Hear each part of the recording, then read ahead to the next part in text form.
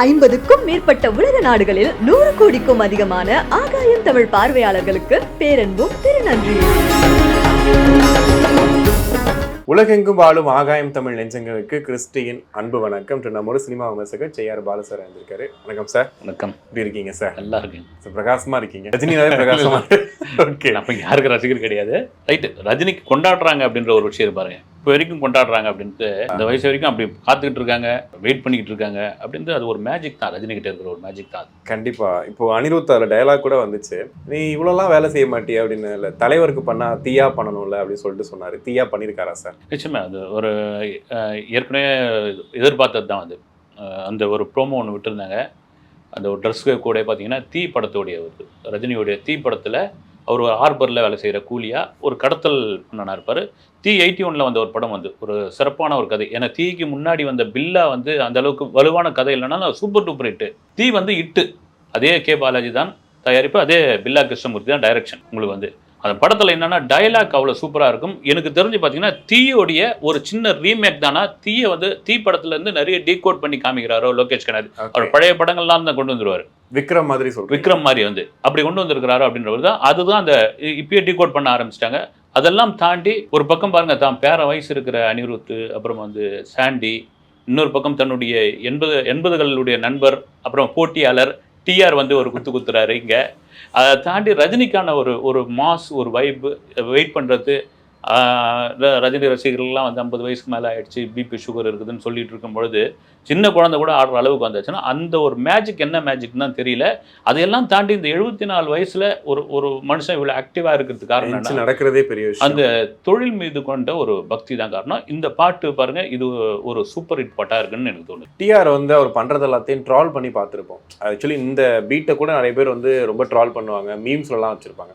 ஆனால் அதை கொண்டு வந்து ஒருத்தர் பாட்டு மேக் பண்ணியிருக்காருல்ல, அதை எப்படி சார் பார்க்குறீங்க? உண்மையே வந்து நீங்கள் நான் நினச்சது என்னன்னா, டிஆரோட வாய்ஸ் மட்டும் வரும். எல்லோரும் ரெக்கார்டிங் ஸ்டுடியோவில் ஒரு ஹெட்ஃபோனை மாட்டிட்டு ஒரு மாம அப்படின்னு கத்துற மாதிரி ஏதாவது ஒரு இதுவாக தான் இருக்குன்னு பார்த்தா, இறங்கி வந்து ஒரு ஆர்பர், அந்த ஆர்பருக்குள்ளே வந்து அந்த குடோனில் ஒரு பத்திரிகை ரோல், அந்த பத்திரிகைக்கான பேப்பரை வந்து கப்பல் இதில் ஏற்றிக்கிட்டு இருக்காங்க. அதான் சீக்கிரமாக வேலை செய்யணும்னு. அந்த இடத்துல அந்த காஸ்டியூமை போட்டுக்கிட்டு வந்து அவர் ஆடுறாருன்னா, டிஆர்எம் எனர்ஜி மாறாத ஒரு நபர். அவரும் பார்த்தீங்கன்னா ரஜினி மாதிரி இன்றைய காலகட்டத்தில் இன்றைய இளைஞர்கள் கூட ஒரு ஒத்து போய் வேலை செய்கிற ஒருத்தர். சின்ன படம் பெரிய படம்லாம் பார்க்க மாட்டார். ஒரு சாங் பாடுறதுக்கு அவர் சொல்லியே இருக்கார் வந்து, எப்போ அந்த சாங் எனக்கு ஸ்கோப் இருக்கா, நீ எந்த ஹீரோவாக இருந்தாலும் பரவாயில்ல, அது ரஜினியாக இருக்கட்டும் மற்றவங்களாக இருக்கட்டும், எனக்கு அது ஒரு மைலேஜ் கொடுக்குதா, அப்போ நான் பாட வரேன்.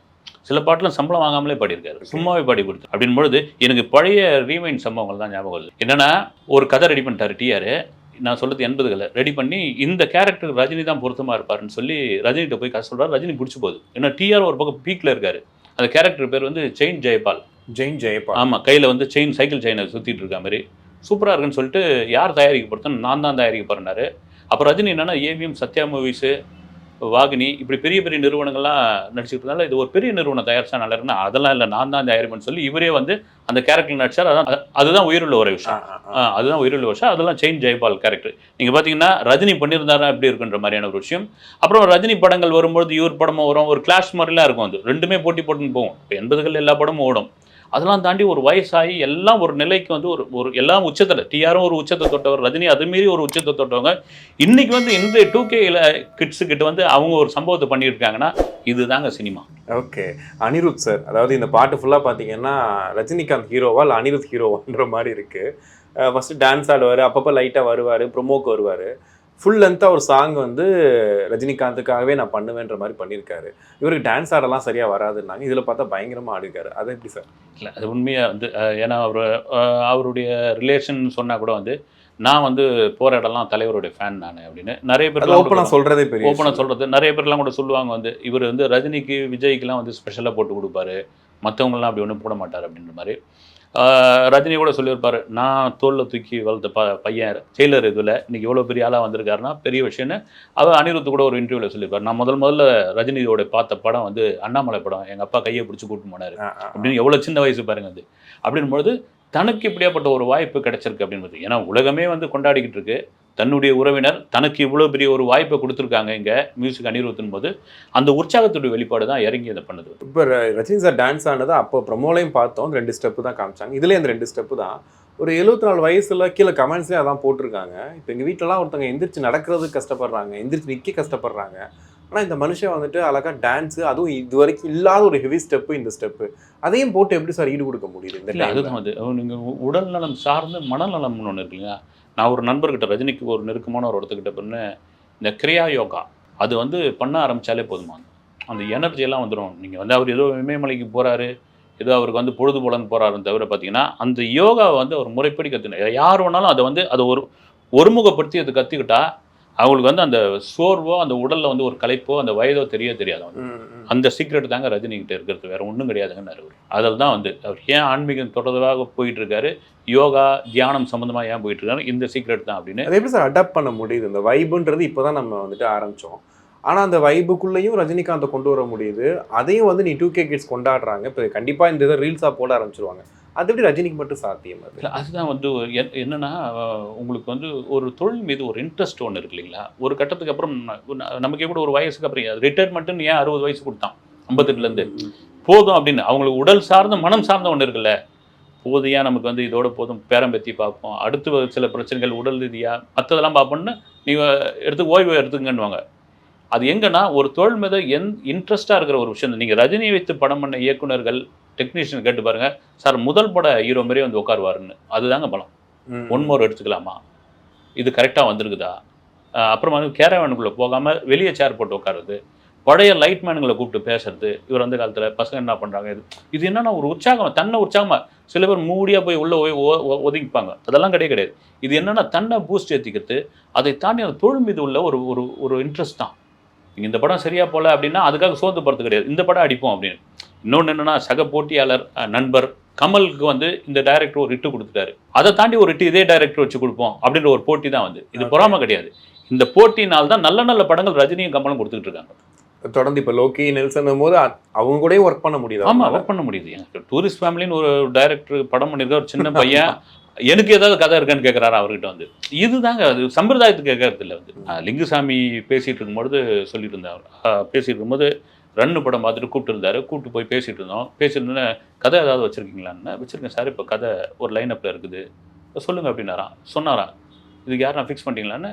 அஜித் பண்ணுறதா இருக்குது, அட்வான்ஸ் கொடுத்துட்டீங்களான்னாரா. இல்லை, இது எனக்கு பண்ணலாமே என்னாரா. சார் காலேஜ் ஸ்டூடெண்ட் சார், இது எப்படி ஏன் அதை நினைக்கிறீங்க, இதை வந்து தொழிற்சங்கத்தில் நடக்கிற ஒரு பிரச்சனையாக மாறுங்க, தொழிற்சங்கத்தில் வந்து ஒரு எலெக்ஷன் நடக்குது, அது வந்து இந்த எலெக்ஷனோட கனெக்ட் பண்ணுங்க அப்படின்னு இவர் ஒரு ஸ்க்ரீன் பிளே கொடுத்தாரு ஜி படத்தோட கதையை. ஓகே, ஆனால் கேட்கும்போது எனக்கு நடிக்க தெரியாது, நான் ஸ்டாக் ஷாட்ஸ் வச்சிருக்கேன் அப்படின்னு சொல்லுவாங்க. இல்லை, அதெல்லாம் பயங்கர. அவருக்குள்ள ஒரு 10 டைரக்டர் இருக்காங்க. என்னென்னா டைரக்டருடைய இதில் இன்டர்ஃபேர் ஆகிறது கிடையாது. அவங்க வேலை அது, நம்ம வேலை நம்ம. அவங்க கரெக்டாக பண்ணுவாங்க. அதை தாண்டி இன்புட்லாம் அது. நீங்கள் ஜெயிலர் வெற்றிக்கெல்லாம் காரணம் ரஜினியோட பங்கு. கூலிக்கே பார்த்தீங்கன்னா ஃபர்ஸ்ட் ஸ்டாப்லாம் பார்த்துட்டு இருக்கிறாரு, பார்த்துட்டு உற்சாகமாக ஒரு படம் கம்ப்ளீட் ஆனால் தான் பார்ப்பாரான். ஏன் போஸ்ட் ப்ரொடக்ஷன்லாம் இடையில வந்து பார்த்துக்கிட்டு இருக்காரு. உங்களுக்கு தெரிஞ்ச நண்பர்கள் போஸ்ட் ப்ரொடக்ஷன் என்ன நடந்துக்கிட்டு எது நடக்குதுன்னா, இது என்னன்னா இந்த வயசுலையும் இட்டுன்ற ஒரு விஷயம் இருக்குது பாருங்கள். இங்கே ரஜினிகிட்ட இல்லாத காசு கிடையாது, சொத்து கிடையாது, அதை தாண்டி வெற்றி பெறணும், ஓட்டுற குதிரை நான் அப்படின்ற ஒரு விஷயம் வந்து அதுதான் ரஜினி இவ்வளோ உயிர்ப்பாக வச்சிருக்கு. ஓகே, ஒரு படம் வரும்போது பெரிய படம் அப்படின்னா அந்த அப்டேட் ஒவ்வொன்றுமே நமக்கு ஏதாவது ஒரு சமிக்கையை கொடுத்துட்டே இருக்கும். ஒரு சில படங்கள் ஆரம்பத்துல இருந்தே ஒரு மாதிரி நெகட்டிவ் ஆகிடும், இல்லை இது கொஞ்சம் நல்லா பண்ணிருக்கலாம் அப்படின்னு. ஆனால் கூலியை பொறுத்தவரை எல்லாமே பாசிட்டிவாக வந்துட்டு இருக்குல்ல சார், இது படத்துக்கு எந்த அளவுக்கு ஒரு பெனிஃபிட்டாக இருக்கும்? இல்லை, கண்டிப்பாக வந்து என்ன சொல்கிறது, வந்து ஒரு பாசிட்டிவான ஒரு விஷயம் தான் வந்து உங்களுக்கு ரஜினி இதை பார்க்கும்போதே அவ்வளோ சூப்பராக இருக்குதுன்னு ஒரு விஷயம். இது ஒரு ஓப்பனிங் பாடலாக தான் இருக்குன்னு. இதை தாண்டி அவ்வளோ டெக்னீஷியன்ஸ் உள்ளே இருக்காங்க. அமீர் கான் இருக்கார், அவர் போய் ஒரு இன்டர்வியூ கொடுக்குறாரு, இந்த படம் வந்த பிறகு பாருங்கள் அப்படின்னு. அவர் கேமியோ ரோல் தான் பண்ணிருக்காரு. நாகார்ஜுனா இந்த படத்தோட ரைட்ஸை அன்னபூர்ணா ஸ்டுடியோ அவங்க நிறுவனத்தில் வாங்கியிருக்காரு, ஒரு 40 கோடிக்கு மேலே. அப்படின் போது அவங்களுக்கு கண்டென்ட் தெரிஞ்சு போச்சு, இவங்களுடைய அனுபவத்தை வச்சு. அப்படின் போது அந்த படத்துக்கு எதிர்பார்க்கும் போது வியாபாரமும் பெரிய அளவில், டேபிள் ப்ராஃபிட்டே அவ்வளோ அளவுக்கு வந்திருக்கும் போது படம் ஓகே. இதெல்லாம் தாண்டி இந்த ஃபர்ஸ்ட் ஷோன்ற ஒரு விஷயம் எனக்கு இந்த படம் வந்து ஒன்றும் ஏமாத்தாது, ஒரு பெரிய இட்டு கொடுக்குன்னு எனக்கு தோணுது. கண்டிப்பாக அந்த 1000 கோடி அப்படிங்கிறது திரும்ப திரும்ப அந்த டாக் வந்துகிட்டே தான் இருக்குது. எப்படா தமிழ் சினிமா 1000 கோடி அடிக்கும்னு. ஆனால் அதுக்கு ஒரு ஃபார்முலாலாம் சொன்னாங்க. அதாவது வட இந்தியாவில் நீங்கள் வந்துட்டு ஒரு சர்டைன் அமௌண்ட் எடுத்தால் தான் இங்கே வர முடியும் அப்படின்ட்டு. அது மற்ற நடிகர்களை தாண்டி ரஜினிக்கு ஆல்ரெடி அங்கே ஒரு பேஸ் இருக்குது. ஸோ இது இன்னும் வந்துட்டு 4-5 சூப்பர் ஸ்டார்ஸும் சேரும்போது கண்டிப்பாக அதுக்கான ஒரு வாய்ப்பு இருக்குன்னு சொல்கிறாங்க. இப்போ 1000 கோடியை தாண்டி ஜெயிலரை தாண்டி வசூலாவது வருமா அப்படின்ற ஒரு பேச்சு. இல்லை சார், சாலிடாக வரும். நீங்கள் சொல்கிறது தான் வந்து இவ்வளோ ஸ்டார்ஸை கொண்டு வந்து உள்ளே சேர்த்ததுக்கு தான். இப்போ அமீர் கான்லாம் வந்து சாதாரணமாக நடிச்சுட்டு போக மாட்டார். வாங்க வந்து ஒரு 4 கால் ஷீட்டில் நடிச்சுட்டு போங்க. இங்கே நம்ம ஊரில் எண்ணூர்லேயும் சில இது வந்து ராஜஸ்தான்லேயும் எடுத்திருக்காங்க. அவர் அதெல்லாம் வந்து நீங்கள் யார் படமாக இருந்தாலும் சரி, அவர் நடிச்சுட்டு போய் அங்கே இருக்கிற மீடியாவில் சொல்கிறாரு வந்து லோகேஷை பற்றி சொல்கிறாரு. அடுத்த வருஷம் நவம்பர் ஜனவரியில் அவர் கூட ஒரு படம் பண்ண போகிறாங்க. ஓகே, இங்கே பார்த்தீங்கன்னா நாகார்ஜுனா பார்த்தீங்கன்னா லோகேஷை புகழ்ந்து தள்ளுறாரு. தெருவில் நடந்து போனால் எனக்கு ஃபேன்ஸ் இல்லை சென்னையில், அவர் கூட வந்து செல்ஃபி எடுக்கிறாங்கன்றார் வந்து. இது காரணம் அதுதான். இப்போ நீங்கள் சொல்கிற மாதிரி ரெஸ்ட் ஆஃப் இந்தியாவில் வந்து இந்த படம் நார்த்தில் இந்த 8 வாரம் ஓடிடிக்கு இவங்க ஒத்துப்பாங்கன்னு நினைக்கிறேன், ஒத்துக்கிட்டாங்கன்ற மாதிரியான ஒரு பேச்சு இருக்குது. ஏன்னா நம்ம எல்லாம் 4 வாரத்துக்கு அப்புறம் தான் ஓடிடி கொடுத்துருவோம்னு தமிழ் சினிமா அந்த பிடிவாதத்தினால தான் அவங்க என்ன பண்ணுறாங்க, மல்டிப்ளெக்ஸில் இந்த படத்தை எடுக்க மாட்டேன்றாங்க. ஒரு நார்த்தில் வந்து மல்டிப்ளெக்ஸில் படம் ஓடினா மட்டும்தான் ஒரு 300-350 கோடிக்கு மேலே இந்த படம் வசூல் ஆகிடுச்சுன்னா நீங்கள் 1000 கோடி விங்கிக்குள்ளே அது வந்துடும். ஓகே.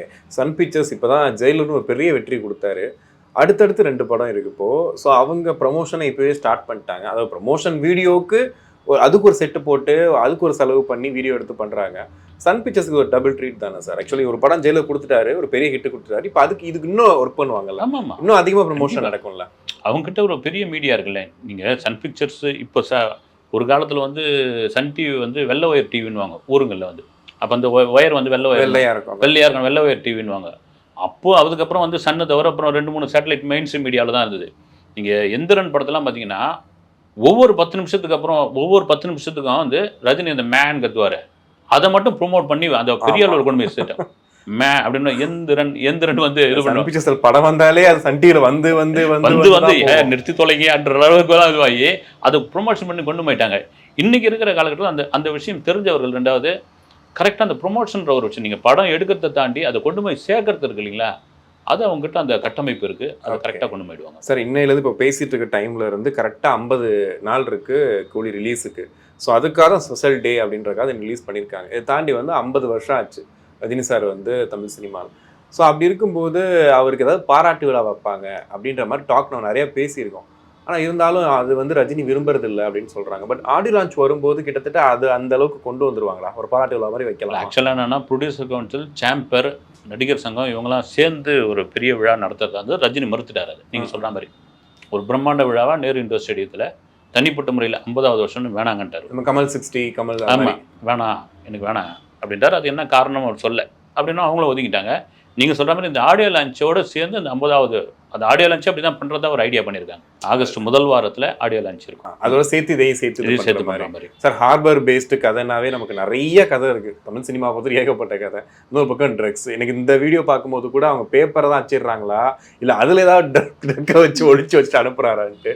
ஸோ இது எப்படி இருக்குன்னு நினைக்கிறீங்க? ஹார்பர் பேக்ரவுண்டு, ட்ரக்ஸ் இதெல்லாம் அப்படின்னு. ஏன்னா லோகேஷ் கனகராஜ் படம்னா அந்த போதை சம்பந்தமான இதுதான். இந்த மாதிரி கொஞ்சம் தங்கத்துக்கு இறங்கிட்டாரு நினைக்கிறேன். தங்கத்துக்கு ஏன்னா ரஜினி ஒத்துக்கிட்டு இருக்க மாட்டாருன்னு நினைக்கிறேன். ஏன்னா ஏற்கனவே அவர் வந்து எங்கே போகிற இடம் பூரா வந்து இந்த குடிக்கு எதிராகவும் சிகரெட்டுக்கு எதிராகவும் பேசிகிட்டு இருக்காரு. நான் அதனால் வந்து எவ்வளோ பெரிய கஷ்டத்தை அனுபவிச்சு மீண்டும் வந்தேன், வேணாம் அப்படின்னு சொல்லிக்கிட்டு இருக்காரு. அது ஒரு அரசாங்க விளம்பர தூதர் மாதிரி மாறிட்டார். அதை வந்து அது மாதிரி பண்ணிகிட்டு இருக்காரு. அப்படி இருக்கும் பொழுது இந்த போதை வசெல்லாம் வேணாங்க, வேற மாற்றிருங்க, தங்கங்கடத்தெல்லாம் மாறி இருக்குன்னு நினைக்கிறேன். ஓகே சார், டிஆருக்கும் ரஜினிக்கும் ஆல்ரெடி கொஞ்சம் ஏதோ செட் ஆகாதுன்னு மாதிரி சொல்லுவாங்க.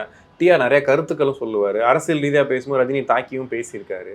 ஆனால் அவர் எப்படி சார் இப்போ திடீர்னு இந்த அளவுக்கு? முன்னாடி இருந்து நட்பு இருந்துச்சா? இல்லை அது என்னென்னா ஒரு கட்டத்தில் இந்த அந்த ஃபோர்ஸ் இருக்கு இல்லைங்களா, ஒரு 35-40 வயசில் இருக்கும்போது ஒரு ஃபோர்ஸ் ஒன்று இருக்கும். அப்போ யார் ஜெயிக்கணுன்ற மாதிரி நீங்கள் சொல்கிற மாதிரி ரஜினி சம்மந்தமான அரசியல் கருத்துக்கெல்லாம் எதிர்கருத்துலாம் விட்டுருக்காரு. மேடையெல்லாம் எடுத்துலாம் பேசியிருக்காரு. மேடையெல்லாம் எடுத்து பேசியிருக்காரு. ஏதோ வந்து ஒரு இதுக்கு வந்து ரஜினி இவரை பற்றி பாராட்டி பேசலைன்னு சொல்லி ஃபோனை போட்டிலாம் திட்டிருக்காரு. அப்போது லேண்ட்லைன் இருந்த காலத்தில் வந்து அப்படிலாம் இருந்திருக்காரு.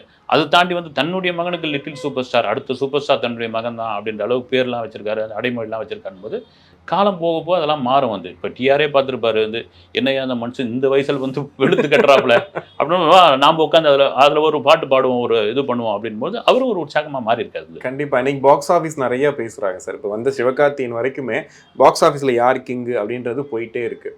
இப்போ விஜய் ஒரு பக்கம் ரூல் பண்ணிட்டு இருந்த போது கூட ரஜினி ஸ்டில் அந்த ரேஸில் இருந்துகிட்டே இருக்காரு. இத்தனை வருஷம் ஆயிடுச்சு, எத்தனையோ ஹீரோஸ் இருக்காங்க, நிறைய படங்கள் வருது போகுது. இப்போது கமல் சார் தான் அவருக்கு நேரடி போட்டினா கூட அவர் படம் ரிலீஸு அந்த டைமில் கூட இருக்க ஹைப் வந்து ரஜினிக்கு இன்னும் ஸ்டில் இருந்துகிட்டே இருக்குது. இது மாதிரி 2K கிட்ஸ் வரைக்கும் இருக்குது. இன்னும் இந்த பாக்ஸ் ஆஃபீஸை ரூல் பண்ணுறது எப்படி சார் பார்க்குறீங்க? அது பெரிய விஷயம். நீங்கள் கரெக்டாக சொன்னீங்க.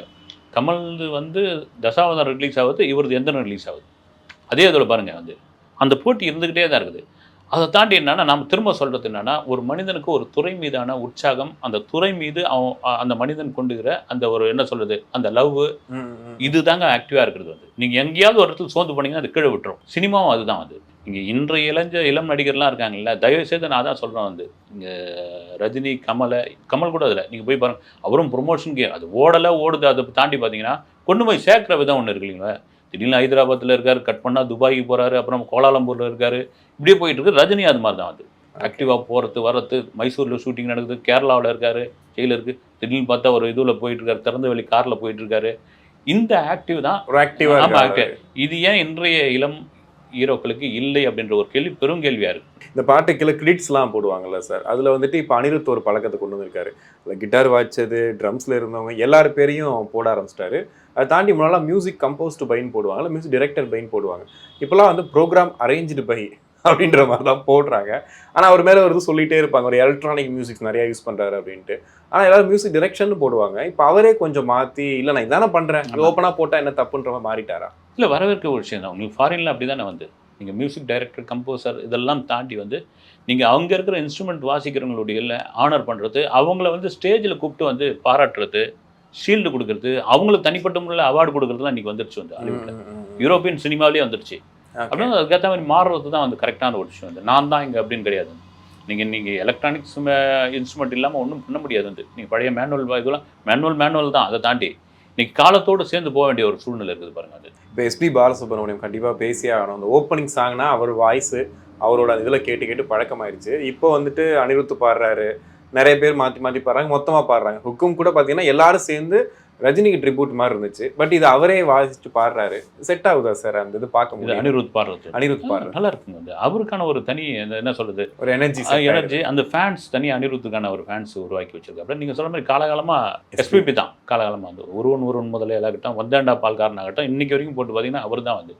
அதை தாண்டி காலத்துக்கு ஏற்ற மாதிரி மாறிட்டு போயிட்டே இருக்கு இல்லைங்களா வந்து. அதுதான் ரஜினிக்கு அப்டேட் ஆகிறதுன்னு ஒரு விஷயம் இல்லை. நீங்கள் சார் ஒரு தலையீடு இல்லாத இருக்கிற இடத்துல தான் வந்து இவங்க ரெடியாக இருக்காங்கன்னு அர்த்தம்.